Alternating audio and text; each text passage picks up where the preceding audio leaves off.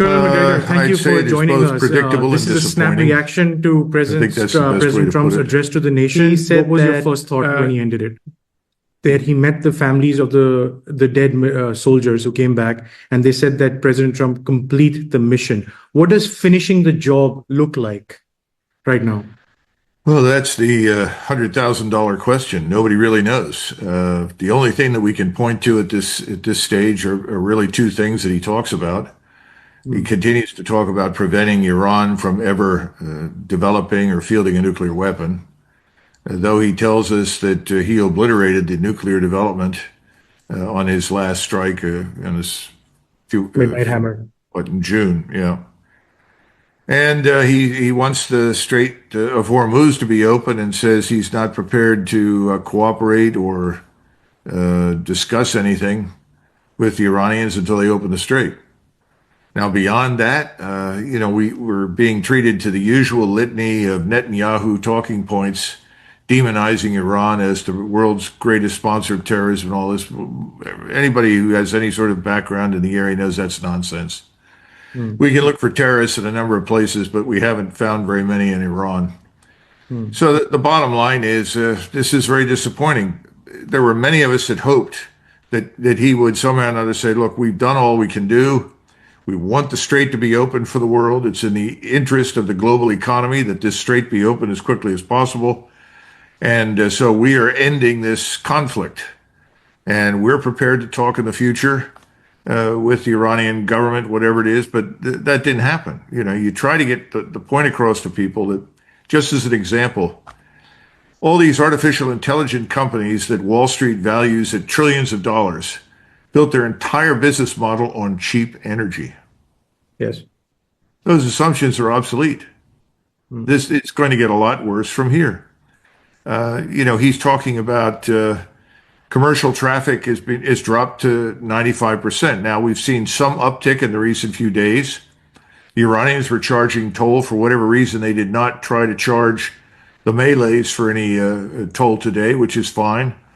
It's obvious that if you are unfriendly to Iran, if you are hostile to Iran, if you are somewhere or another connected to us, you're the enemy, you're not going to get through. But otherwise, it's quite clear that the Iranians are trying to accommodate the rest of the world. I think we should do the same thing, but he's decided not to do that. He's fallen back on the old trope and the old mantra. So I would say that the president has turned the global economy into an automobile that's racing down the side of a hill at about 100 miles per hour or 160 kilometers per hour, whatever you want. It's on a collision course with a reinforced concrete wall. Seeing the dangers ahead, a prudent man would put the brakes on. He'd floor the brakes as much as possible. Instead, he's stepping on the gas pedal. Things are going to get a lot worse from here. So the people that are already worried, as people in India, Africa, Asia, everyone is worried about the same things. Plastic companies can't produce. We now have the various countries bidding for oil. Tankers that were headed to Europe suddenly turned around and went back to Japan and Korea. This is a catastrophe. Cheap energy is the lifeblood of civilization. It always has been. And that's what he should be thinking about. But instead of being the global leader that he wants to be, he's being very narrow-minded and unhelpful. So I think what we're looking at is a greater catastrophe down the line. We're looking at famine, because one expert told me, somebody who's in the agricultural sector, said, if he stops now, right now, we can probably arrest the most dangerous tendencies. We're going to suffer for several months, but we're going to get through this. But if he continues down the road that he wants to go on right now, another 2 or 3 weeks of this, it will take us years to recover. And we're reversing the Green Revolution. I mean, that's the biggest concern I have. This is the great thing that we introduced to the world, and we're destroying it. And there's very little understanding of it. Now, here's something interesting. He said, we don't need oil. We have all the oil we need. California imports most of its oil. California faces a very severe crisis. It's not what he thinks.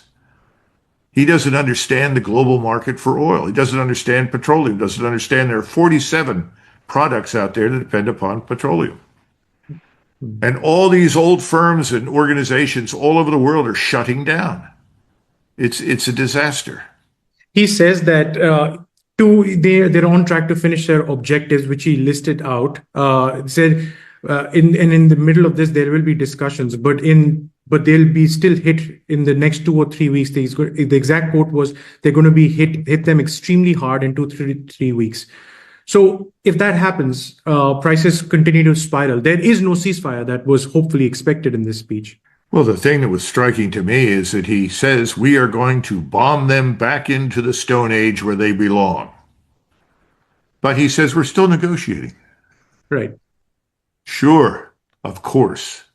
And I'm sure everyone will rush to negotiate with you. You know, I listen to these things, and you have to assume that everybody else in the world has a brain, and everybody else around the world is listening to this says this man is unhinged. What possible interest do we have in bombing the Iranian people back into the Stone Age? It's outrageous. Doesn't make any sense at all, but it's all this hate-filled rhetoric that comes straight out of the mouth of Netanyahu. And now it's poisoning the global economy, and it's destroying us. You know, government can print money, but they cannot print food, fuel, feedstock, and fertilizers. He's also threatened them that the next wave of attacks could include hitting Iran's electric generation plants and also their oil assets in the region. Yeah. How do you see that? Well, what will happen is that the Iranians will reciprocate. And the Iranians don't have much incentive to exercise restraint when it comes to the Persian Gulf Emirates. You know, I don't like to say this, but in much of the Muslim world in Arabia, certainly in the Arabian Peninsula and across much of it, people do not have a high opinion of the elites that rule the Emirates. They see them as kind of an Arab equivalent of the Epstein class that we're dealing with in the West. Right. So he doesn't know that. He doesn't understand any of that. I think the Gulf states that we know today, and of course, they're very important to you. India does about $180 billion in trade with the Gulf states every year. I think you're going to have to come to the unfortunate conclusion that the infrastructure is going to be destroyed, and these Gulf states may no longer exist. It's a real possibility. Wow. And do you not think that we're not going to go back in there and rebuild those bases? I don't see any evidence for that. He did take the names of all those GCC nations, and his exact words were that we will not let them get hurt. But any escalation would mean they would get hurt. Of course. I mean, if I were in the UAE right now in particular, they're at the top of the list for the Iranians. I would get out. They're going to hit the desalination plants. You know, there's a desalination plant right near Bandar Abbas on the other side. I would be very surprised if they don't hit that. There's also a uranium mine over there where they harvest yellow cake. Bandar Abbas has about 580,000 people in it. It's a pretty substantial city. They have an airfield or airstrip or airport, and they have train connections. I don't know what we'll do, but I would be very concerned if I were an Iranian about Bandar Abbas. And of course, what's the point? Nobody seems to understand that just because you seize an island, Abu Musa, Tulum, whatever, yes, the whole world is going to stop, the strait will open, and, snowflakes will fall from above. It's not worked that way. You know, they don't have to sit on every rock to control the strait. Everybody forgets Lloyd's of London shut it down. The Iranians have taken advantage of it. They're not going to get, ships aren't going to get through there that don't have underwriters. You have to have insurance. At the same time, Iran has this distributed command and control and these various missile points, launch points all over the country. Those can converge in a matter of a minute or two on targets in the Gulf. They don't have to be in the Gulf to do that. They can launch drones, they can launch missiles, cruise missiles, ballistic missiles, whatever. The challenge now for the Air Force is to find all of that. It didn't work very well during the first 3 weeks, contrary to what he says. My sources tell me that maybe 25-30% of the capability has been destroyed or disabled. That leaves a hell of a lot of capability. And every time somebody stands up in Washington and says, oh, this war is won, we've done it, you get a massive strike. You just launched another massive strike on Israel. They've launched strikes again on the Gulf Emirates. So there's a lot left in Iran.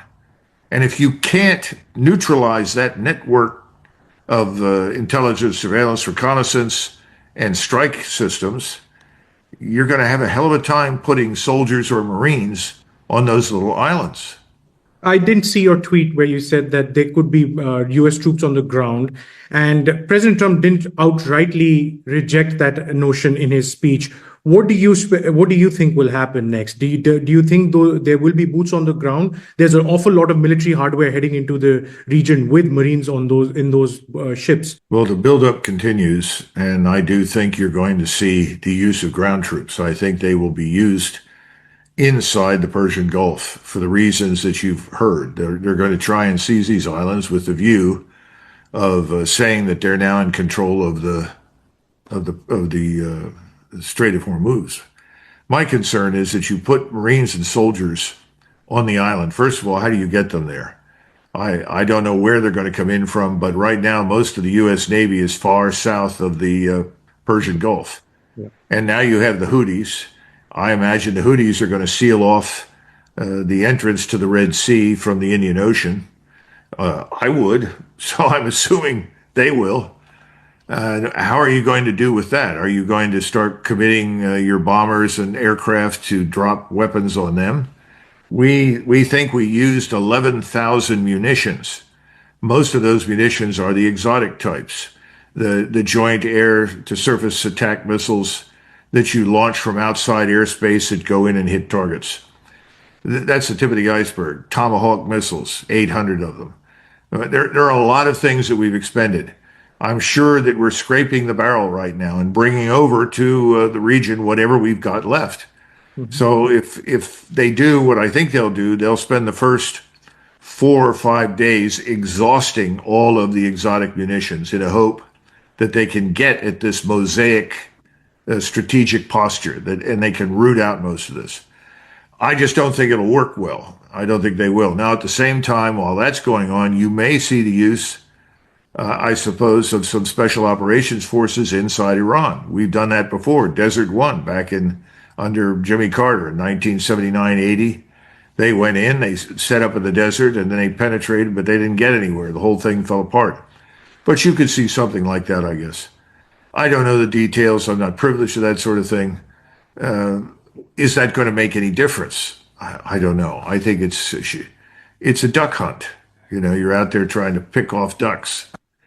Then when you go back to the Marines and the Army, they could converge from different points. If they can get over the mountains in Oman to the other side, they'd have to fly in. I don't think they're going to get into little rubber boats and try to row their way across the Gulf. So then you've got to fly them in. And he says, well, they have no anti-aircraft capability. I think they probably have a lot of shoulder-fired missiles left. And those are the things you worry about if you're in a helicopter or a B-22. That's going to be tough. I don't think the Iranians are going to roll over and play dead when you try to get to the island. Once you're on it, I think they'll pulverize the place. Then the question is, how do you get people out? Right. How do you withdraw soldiers or Marines that are badly wounded? How do you provide adequate water and whatever else they may need? More ammunition. Now, to me, it's a nightmare. And these kinds of operations involving airborne forces are always difficult because you're putting them far out in front of usually an advancing force. And that advancing force has to be strong enough and heavy enough that it can punch through. We don't have an advancing force. What we've got is the fleet far south. I mean, if the Iranians are as bankrupt and weak as the president was trying to argue, why is the Navy parked hundreds of miles away?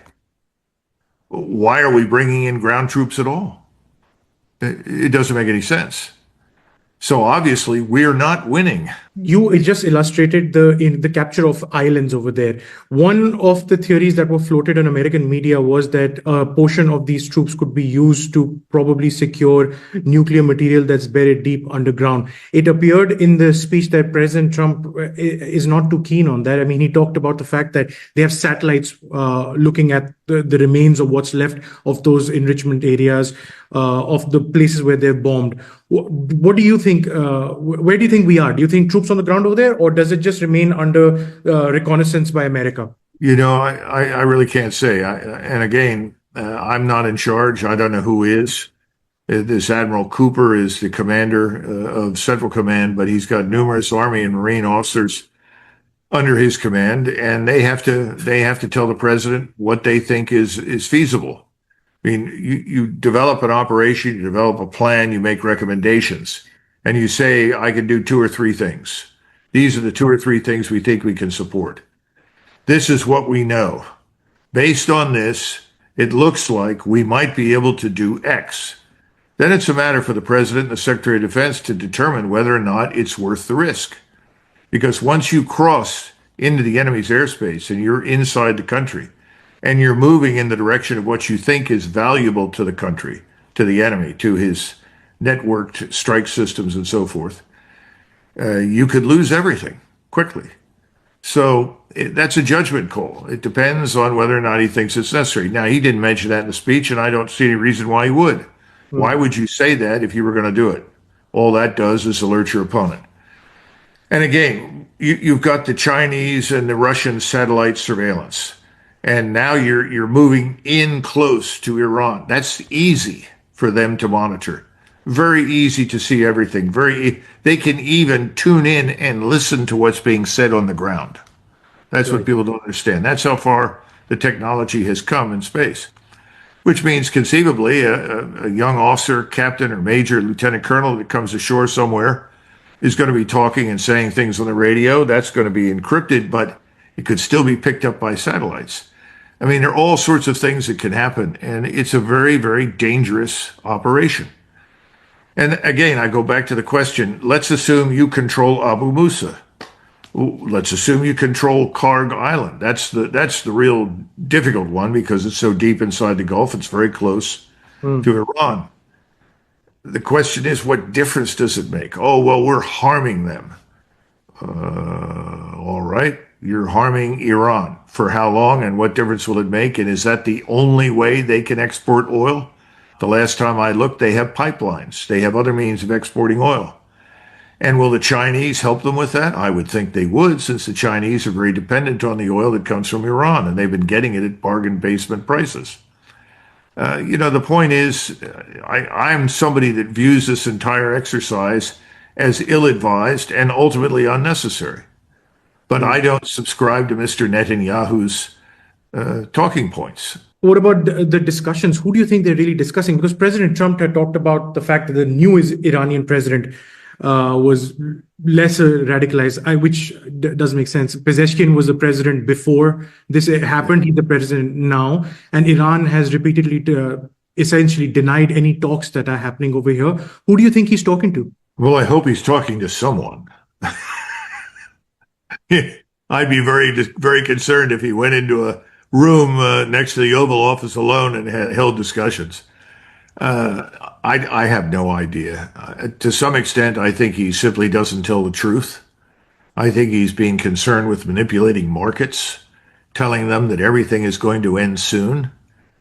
He's very sensitive to that. And I think we're going to see markets across the world crash in the months ahead as a result of what's happening right now. He doesn't seem to understand that. So, again, if you go to the Mossad, you go to the CIA or MI6, they always have people inside other governments that they are cultivating in the hopes of exploiting them or using them in some way. There may be some of that going on between people in the intelligence organizations and communities. But as far as Witkoff, Kushner, I don't think so. I mean, when we had Tony Blinken as Secretary of State, He visited Egypt, and after it was over, I was given a readout from the Egyptian side, and they described him as having repeated ad nauseum Netanyahu's talking points. And so ultimately in the Middle East, he was dismissed as an Israeli agent. Now we have gone from Blinken to Witkoff and Kushner, and everybody views them as Israeli agents. Nobody's going to take them seriously.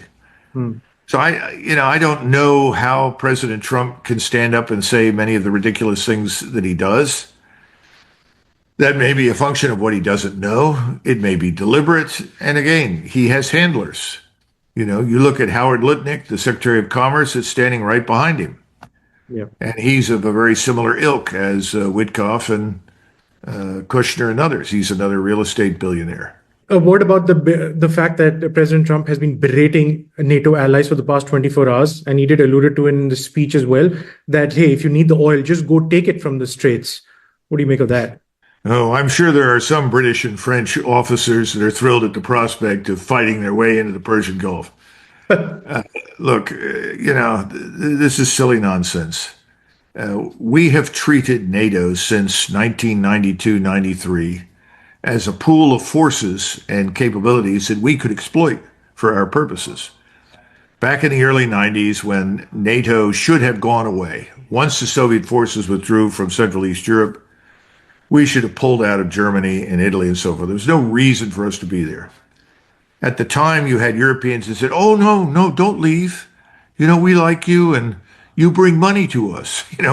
I sat down in the Pentagon years ago with somebody who was calculating how many billions of dollars ended up going into the German economy because we had so many troops in Germany and all the businesses all up and down the streets that survived from them.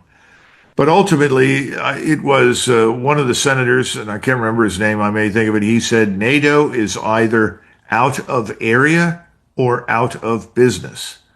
In other words, if NATO doesn't have a mission outside of Europe, what good is it? Well, NATO's mission was always defensive. It was never offensive. It was designed to protect Europe from the Soviets. Soviets are gone. Why isn't NATO gone? It should have been gone, but it isn't. And we have continued to exploit NATO. And that's why you can read comments coming in from people all over Europe that say, thank you so much. Without you, my son would never have been killed in Afghanistan. Thank you so much for helping me lose my son in Iraq. And these kinds of things. It comes back from Europeans that say this is ridiculous. They're right. It's ridiculous. A final word, Colonel. Where does this leave the Pakistan-led mediation efforts? I don't think it's going to lead anywhere. Again, the Israelis don't trust anything that comes out of Pakistan. Why should they? The Pakis have promised to nuke them. I mean, what a great partner, strategic partner. The other thing is, I think the Chinese were serious. I think they tried to offer some means of mediation. And there is a complete failure in the West to understand anything Russia or China does is considered evil, demonic. It's not. They are just as concerned as you and I and millions of other people all over the world about business, about the economy, about stability and prosperity. Eisenhower shut down an operation in the Suez that the British and the French launched against Nasser. And ultimately, the Israelis swept in and thought they could conquer the Suez as a result, the Sinai, rather. And that wasn't because Eisenhower loved Nasser. He just thought it was wrong. He had been through the Second World War. He thought we were living in a different world. And so he shut it down. And he said the American people want prosperity and security. They deserve both. And so that's what he pursued. We've got a president that has just lost the plot. He's confused. And I think he's now enamored of his position as commander-in-chief, and that's why he makes these outrageous statements about bombing somebody in the Stone Age. Eisenhower, who was the supreme commander during World War II, would never have said such a thing. Outrageous, impossible. John F. Kennedy, who served in the Second World War, almost lost his life on a PT boat. He would never have said a thing like that. This kind of talk, it's not just impolite and ill-advised. It's the theater of the absurd. Makes us look like clowns. Colonel McGregor, thank you for your time. Very grateful for it. Okay, thank you. We'll look for better news in the future. Thank you, Colonel.